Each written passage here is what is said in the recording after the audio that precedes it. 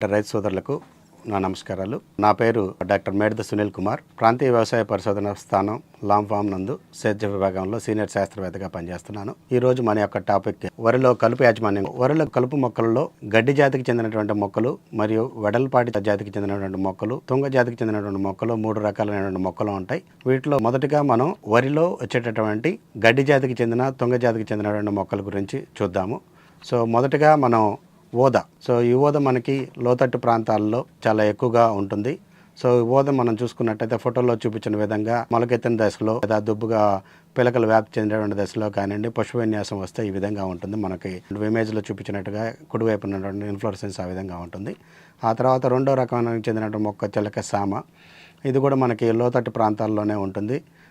అన్ని రకాలైన వరి పొలాల్లో మనం ఈ రకమైనటువంటి సామను కూడా మనం చూడవచ్చును. ఆ తర్వాత నక్షత్ర గడ్డి. దీనికి పేరుకు తగ్గట్టుగా పైన పుష్ప విన్యాసం వచ్చేలాగా నక్షత్రం మాదిరిగా ఉంటుంది చూడటానికి.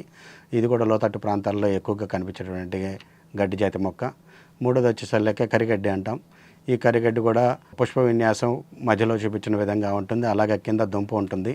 వేర్లు అనేవి సమాంతరంగా నేలలో వ్యాప్తి చెందుతూ ఉంటాయి. చాలా తొందరగా ఎదుగుతూ ఉంటుంది ఈ మొక్క.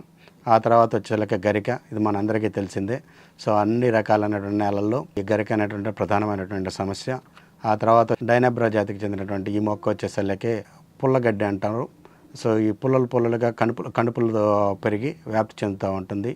ఇది ఎక్కువగా మనకి పొడి వాతావరణ చేలల్లో ఎక్కడైతే మెరక ఉంటుందో ఆ మెరకల్లో కానివ్వండి, నీళ్ళు నిలబడినటువంటి లోతట్టు ప్రాంతాల్లో కూడా చాలా ఎక్కువగా 2 రకాలైనటువంటి సందర్భాల్లో కూడా ఎక్కువగా పెరుగుతూ ఉంటుంది ఇది. ఆ తర్వాత వచ్చేలాక ఉర్రంకి. లోతట్టు ప్రాంతాల్లో ఉర్రంకి అనేది వృద్ధి చాలా ఎక్కువగా ఉంటుంది. దీని యొక్క వృద్ధి అనేది క్రమేణా పెరుగుతూ వస్తూ ఉన్నది గడిచిన కొన్ని సంవత్సరాల్లో. ఆ తర్వాత వచ్చేలాక తుంగ. ఇది అన్ని రకాల పంటల్లో ప్రధానమైనటువంటి సమస్య. ఈ తుంగ కింద ఉన్నటువంటి రైజోమ్స్ కూడా ఇక్కడ ఫోటోలో చూపించడం అయింది. ఇది ఒక 7 నుంచి 8 రైజోమ్స్ కింద ఒకదానికి కనెక్ట్ అయ్యి ఉండి మనం మందు కొట్టినా కానీ తొందరగా చావనటువంటి గడ్డి జాతి మొక్కల్లో ఇది ఒక ప్రధానమైనటువంటి మొక్క. ఆ తర్వాత వచ్చేలాక కంచరగడ్డి. ఈ కంచరగడ్డి మనకి కొంచెం ఆ చేలలో ఎక్కడైతే మెరక ఎక్కువగా ఉంటుందో ఆ మెరక ఉండే ప్రదేశాల్లో ఎక్కువ మోతాదులో ఉంటుంది. తర్వాత వచ్చేసరికి రాకాసి తుంగ. ఇది లోతట్టు నేలల్లో చాలా ఎక్కువ ప్రధానమైనటువంటి సమస్యగా పరిగణిస్తుంది. పైన ఫోటోల్లో చూపించిన విధంగా ఉంటాయి చేలల్లో రకరకాల దశల్లో. ఆ తర్వాత వచ్చేలాక ఏకవార్షిక తుంగ. ఇది కూడా వచ్చేసరికి మనకి లోతట్టు నేలల్లోనే ప్రధానమైనటువంటి సమస్యగా మారుతూ ఉన్నది. ఆ తర్వాత మనం గమనించినట్టయితే వడల్పాటి మొక్కలు. వడల్పాటి మొక్కల్లో మనకి అమృత కాడ లేదా ఆమడ కాడ అంటారు. ఈ కాడ యొక్క పుష్పాలు అనేవి మనకి నీల రంగులో ఉంటాయి. ఇది కూడా లోతట్టు నేలల్లో ఎక్కువగా వ్యాప్తి చెందుతూ ఉంటుంది. ఆ తర్వాత గల్జేరాకు మనకి ఖరీఫ్ కాలంలో ఎక్కువగాను, ఆ తర్వాత పంట అయిపోయే రబీ దశలో కూడా ఎక్కువగా చూస్తూ ఉన్నాం. ఈ మొక్క చాలా లోతట్టు ప్రాంతాల్లోనే ఎక్కువ సమస్యాత్మకంగా మారుతూ ఉన్నది. ఆ తర్వాత నేల ఉసిరి. ఈ విధంగా ఉంటుంది ఈ మొక్క. ప్రాథమిక దశలో చాలా ఎక్కువ నష్టాన్ని చేకూరుస్తుంది. ఆ తర్వాత పిచ్చి జుట్టు. ఇది కూడా ఖరీఫ్లో ఎక్కువ విస్తీర్ణంలో ఈ మొక్క అనేది వ్యాప్తి చెందుతూ ఉంది. ఆ తర్వాత వయ్యారి భామ. అన్ని రకాలైనటువంటి సీజన్లో అత్యంత ప్రమాదకారిగా మారుతున్నటువంటి వయ్యారి భామను మనం వరి పొలాల్లో కూడా చాలా విరివిగా చూస్తూ ఉంటాం. ఖరీఫ్ కాలంలోనే ఎక్కువ మోతాదులో కనిపిస్తూ ఉంటుంది. తర్వాత చెంచెల కూర. ఆ తర్వాత వచ్చేసరికి మనకి చిలక తోటకూర. ఆ తర్వాత మనకి అగ్రివెంటపాకు. ఆ తర్వాత బూరుగ కాడ లోతట్టు ప్రాంతాల్లో ఎక్కువగా కనిపిస్తుంది. గుంత కలవా కూర లేదా కలవాకు అంటారు.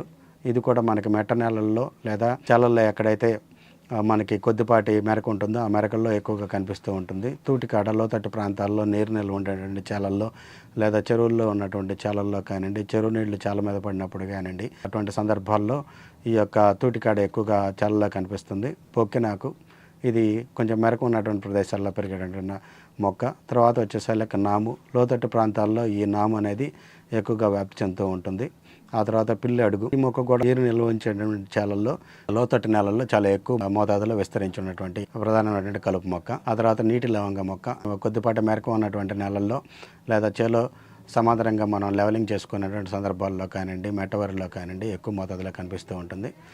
తర్వాత వరిలో రకాలను బట్టి ఎదవరిలో కలుపు సమస్యకు ప్రధానమైనటువంటి కారణాలు వచ్చేసరికి నేలలో కలుపు విత్తన నిధి ఉంటాం. అంటే ఒకసారి కలుపు విత్తనం అనేది కలుపు మొక్క మొలిచిన తర్వాత విత్తనం కొట్టడం అనేది స్టార్ట్ అయితే సగం నిండినటువంటి విత్తనం అయినా కానీ అది మొలకెత్తే సామర్థ్యాన్ని కలిగి ఉంటుంది. ఒకసారి విత్తనం కట్టినటువంటి చేలల్లో అది రానున్నటువంటి 7 సంవత్సరాల్లో ఆ కలుపు మొక్క మొలుస్తూనే ఉంటుంది. ఒకసారి విత్తనం విత్తిందంటే అది 7 సంవత్సరాల పాటు ఆ కలుపు అనేది సమస్యగానే మారుతుంది. సో కలుపు విత్తనం ఇది నేలలో ఎంత ఎక్కువగా ఉంటే అంత సమస్య ఎక్కువగా ఉంటుంది. రెండోది కలుపు నివారణలో లోపాలు. సో ఇక్కడ ఆలస్యంగా విత్తుకోవటం అనేది, అంటే పంట రకరకాల కారణాల చేత నేలను తయారు చేసుకొని దాన్ని విత్తనాలు విత్తుకోవటంలో ఆలస్యం చేయటం, అటువంటి సందర్భాల్లో ఏంటంటే కలుపు మొక్కలు అనేవి మొలిచి నేలపైకి రాకపోయినా కానీ మొలవటం జరగటం కానీ జరుగుతుంది. అవి దీనికి పంట మొక్క కంటే ముందుగా త్వరితంగా వ్యాప్తి చెందుతాయి కాబట్టి అటువంటి సందర్భాల్లో కలుపు అనేది ప్రధానమైన సమస్యగా ఉంటుంది. ఆ తర్వాత వచ్చే నేలలో దుక్కిని సరిగ్గా చేయకపోవటం. దుక్కిని మనం సరిగ్గా చేయనప్పుడు ఆల్రెడీ మొలిచినటువంటి మొలకెత్తున్నటువంటి కలుపు మొక్కలు ఎస్టాబ్లిష్ కావడానికి చాలా ఎక్కువ ఆస్కారం ఉంటుంది. అవి మొక్క కంటే ఎక్కువగా నేలలో ఉన్నటువంటి నీటిని పోషకాలని సంగ్రహించి మొక్కని ఎదగకుండా చేస్తుంది. తర్వాత వచ్చేసరికి పాత సీడింగ్ బెడ్ అనేది లేకపోవటం. సీడింగ్ బెడ్ అంటే ఏముండదు, మనం పంట నాటడానికి ఎదవరి నాటడానికి ముందు కలుపులో మనకి తొలకరి వర్షాలకి మొలిచేటువంటి కలుపు మొత్తాన్ని రానిచ్చిన తర్వాత వాటిని కలుపు మందులతో కానివ్వండి లేదా దుక్కి సరిగ్గా దున్నుకోవటం వలన కానివ్వండి ఆ కలుపు మొక్కలను నివారించేసుకోవాలి. అలా చేయని పక్షాల్లో కలుపు సమస్యగా ఉన్నటువంటి నేలల్లో కలుపు నివారణ అనేది ఒక ప్రాబ్లంగా మారుతుంది. ఆ తర్వాత కలుపు మందుల ఎంపిక. మనకు చేలల్లో ఉండేటువంటి కలుపు మందులు వెడల్పాటు ఆకు కలుపులు ఎక్కువ ఉన్నాయా లేదా ఏకవార్షిక గడ్డి మొక్కలు ఎక్కువ ఉన్నాయా, తుంగ జాతి ఎక్కువ ఉన్నాయా, ఉండేటువంటి కలుపును బట్టి కలుపు మందుని ఎంపిక చేసుకోవాలా. వాడటానికి వచ్చేసరికి ఏ రకమైనటువంటి స్ప్రేయర్ని వాడుతున్నాము, ఆ స్ప్రేయర్లో ఉన్న మోతాదు ఎంత వాడుతున్నాము, ఖచ్చితమైన మోతాదుని వాడుతున్నామా లేదా. ఆ తర్వాత వచ్చేసరికి స్ప్రేయింగ్ ఎప్పుడు చేస్తున్నాం. మనం జనరల్గా స్ప్రేయింగ్ అనేది ఉదయం టైంలో కానీ సాయంత్రం టైంలో కానీ గాలి వేగం తక్కువగా ఉన్నప్పుడు స్ప్రే చేయమంటాం. సో అటువంటి టైంలో చేస్తున్నాం లేదా. స్ప్రే చేసినటువంటి మందు కలుపు మొక్కల మీద సమానంగా పడుతుందా లేదా. ఏదైనా నునుపుగా ఉండేటువంటి ఆకులు కలిగినటువంటి కలుపు మొక్కల మీద అయితే దాంతోపాటుగా సర్ఫ్ ద్రావకాన్ని కానీ ఏదైనా ఫిక్సింగ్ ఏజెంట్ని కానీ కలుపుకొని చేయమంటున్నాం, అలా చేస్తున్నామా లేదా. ఆ తర్వాత పిచికారి చేయబడినటువంటి మందు ఏదైతే ఉందో అది మొక్క పీల్చుకోవడానికి తగినంత టైం ఇస్తున్నామా లేదా. అంటే టైం ఇవ్వడానికి సమస్య గురించి ఎందుకు మాట్లాడుతున్నాం అంటే, పొడి వాతావరణంలో మనం కలుపు మందును పిచికారీ చేస్తే తొందరగా ఆవిరైనప్పుడు మొక్క పీల్చుకోవడానికి సరైనటువంటి సమయం సరిపోదు. సరైన సమయం సరిపోనప్పుడు ఆ డోస్ మొక్కకు సరిపోనట్లయితే ఆ కలుపు అనేది పూర్తిగా చావదు. సో అందువల్ల ఏంటంటే మరీ వేడిగా ఉన్నటువంటి వాతావరణంలో కలుపు మందులు పిచికారీ అనేది చేయకుండా ఉండాలి. ఉదయం టయాల్లో మంచు కురిసే సమయాల్లో అయితే సాయంత్రం వేళల్లో, మిగతా సమయాల్లో అయితే పొద్దున పూట మనం చేసుకున్నట్టయితే కలుపును సమర్థవంతంగా నిర్మూలించవచ్చును. ఆ తర్వాత మొదటి పంట దశ ఆలస్యంగా పెరగడం అన్ని రకాలైన మొక్కల్లో ఉండేటువంటిది.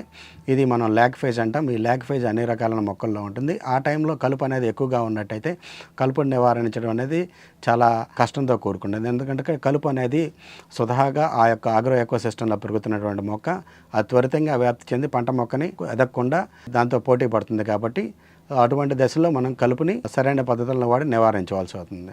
ఆ తర్వాత నేలలో తేమ హెచ్చుతగ్గులు ఉంటాం. నేలలో తేమ హెచ్చుతగ్గులుగా ఉన్నటువంటి సమయాల్లో ఎక్కువగా ఉన్నప్పుడు ఒక రకమైన కలుపు మందులు, తక్కువగా ఉన్నప్పుడు ఇంకో రకమైన కలుపు మందులు అనేవి వస్తూ ఉంటాయి. సో తేమ ఎక్కువగా ఉంటే మాత్రం కలుపు అనేది విపరీతంగా అనేది పెరగడానికి ఆస్కారం ఉంటుంది. సో ఈ యొక్క అవకాశాన్ని ఇచ్చినటువంటి ఛానల్ వారికి నా యొక్క ధన్యవాదములు.